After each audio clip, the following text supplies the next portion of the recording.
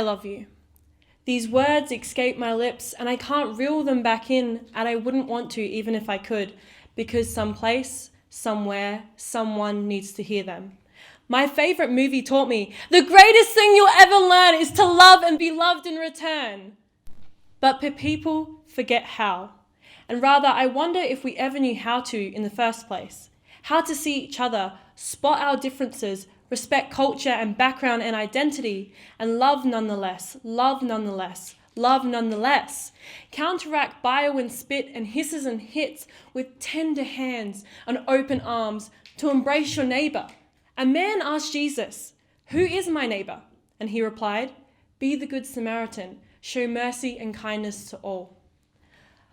I love you! My heart beats fervently, ferociously, fearlessly to be louder than the massacre of bullets piercing bodies. These dominoes scream when they fall. Faces printed on news pages, 59 mothers, fathers, sons, daughters, 59 names, 59 first steps, 59 first kisses, 59, 59, 59 firsts become lasts. 527 injured, a gunman and his last breath. And I can already sense what will happen next. Respond, mourn, resent, look to avenge the lost, and hate those who hated first. The upkeep of a terminal cycle that never ends. It's a gun problem, a problem with guns. Stop the guns, the strong, bitter anthem sung. Rather than take responsibility for the ammunition condition of our own hearts, pointing fingers everywhere else but at ourselves, I turn to my Bible, 1 John 3:11. We should love one another. Do not be like Cain who killed his brother. Genesis is known as the beginning, and I've been taught that first mentions in these pages are important. We're faced with history's first ever murder mystery. Why did he do it? Jealousy and insecurity and coveting, sowing seeds of lies, disillusionment, and the breakdown of family ties. Cain and Abel, brother and brother. One smashed the other with a stone.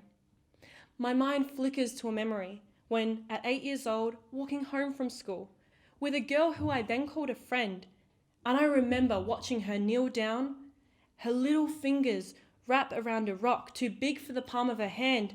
She lifted her arm and hurled it at me, and I ran. She pelted rock after rock after rock, and I wonder how a child became Cain and I became Abel. We don't always teach children the right lessons, how to love and be loved and to accept and not judge. So if rocks are used to maim and kill, then the problem is in the hands that hold them. They've been hurt, with hearts deceived, they don't know how to love. I love you, but I'm guilty by association in the silent permittance for the world to make any and all things a weapon.